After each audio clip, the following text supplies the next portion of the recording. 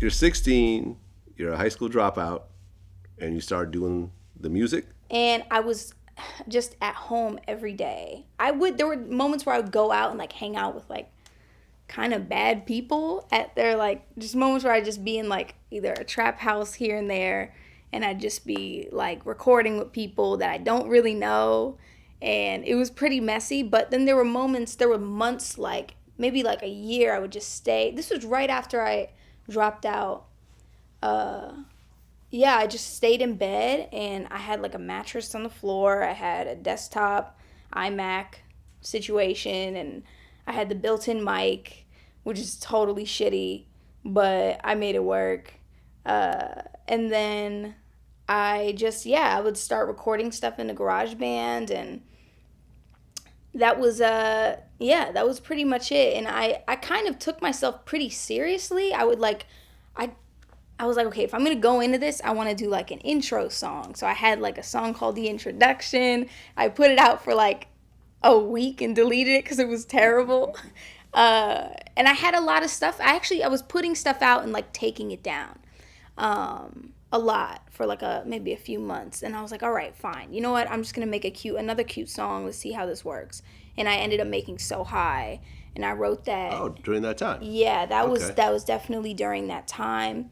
Yeah, so I would just like sit in bed and record. I made So High, and I put that out, and I got like 2 views on it. I remember, and I like freaked out. I was like, oh my god, like anyone cares about this?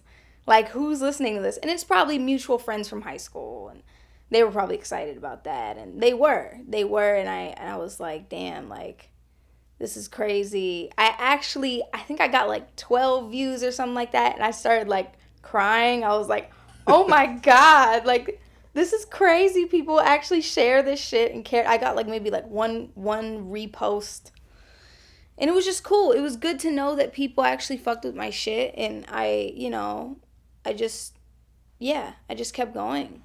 So were you rapping or singing at that, like in the beginning? I was attempting to rap. Yes, I wanted to rap first. I didn't really want to sing as much because I didn't think I could sing. Mm-hmm. But the more I like stayed in my room and like didn't let people hear me sing and like tried to like build that up and create a voice within myself, that was that's what taught me, and I feel like that's what made me start singing. Okay, so you put out So High, which would later become, I guess, your biggest song, mm-hmm.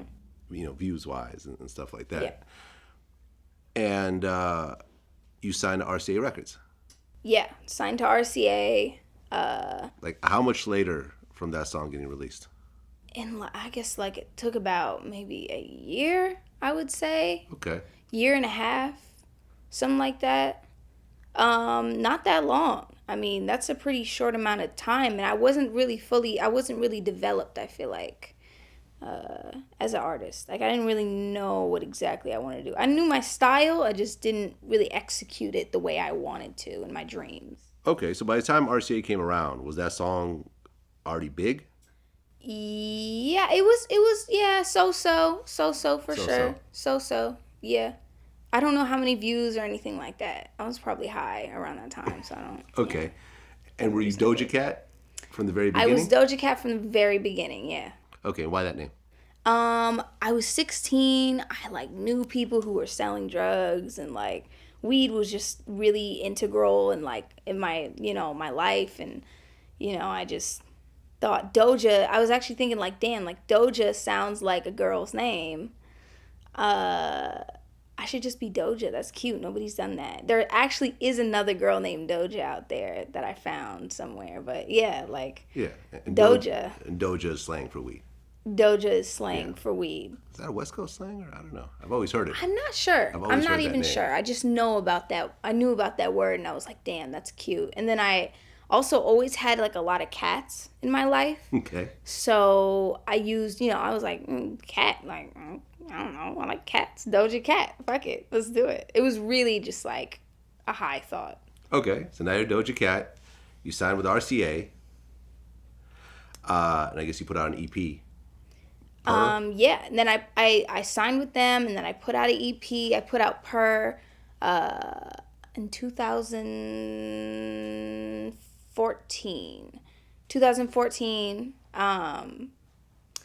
And yeah, it took off pretty hard. There was a few songs that I put out on my own that kind of, that I maybe shouldn't have. They were supposed to be professionally released, and I put them out on my own terms, and like people were like, "Oh, they ate that shit up and they loved it," and that was cool. But yeah, I put that out, and it kind of took off. Right. Then you did the video. Then I did the video. I did the video in like the Salt Flats. Right. It was like a high budget video. And it was kind of a high budget. We came out of pocket for that. Like, you had to pay for it yourself? Or? Yeah, we had to pay for it ourselves. But it turned out really pretty, and like that was just super exciting. And right, and it's at like 16 million views right now. 16 million or like 17 million maybe even. Something like that, yeah. Something like that. It's just crazy. It's like, I don't know, it's going to keep growing. That's just how shit is. Okay, so you put that out. You put out the video, you put out your EP, and you're signed to RCA. What kind of happens next? I put the video out. It lost traction because we didn't have really a solid team. We only had maybe me and like 2 other people. I had an assistant, and I had a really good friend of mine who also was the person who put down for the video, and the person who like kind of steered everything and was the most passionate about making whatever I was doing into a business. And yeah, it just wasn't a very solid team. We didn't have like a management company that was really well known until maybe like 2016. We were working with like Rock Nation, and I don't know. That's it. So you release everything, and I guess things start to slow down a little bit for you. Right, yeah, things slow down. I was chilling, making music in my bed for like years. And I just wouldn't leave my crib. I would just like make beats and stuff like that. The thing about the beat making is like, I didn't plan on that. That wasn't something that I've always been doing. I actually got, as a surprise, I got a MIDI keyboard. I got a Akai 249 MPK, and it just showed up at my door, and it was because my boyfriend had sent it on Christmas. So I didn't know about this, and I just was like, all right, well, damn, because my mom was like, there's a giant box at your door. What the hell is this?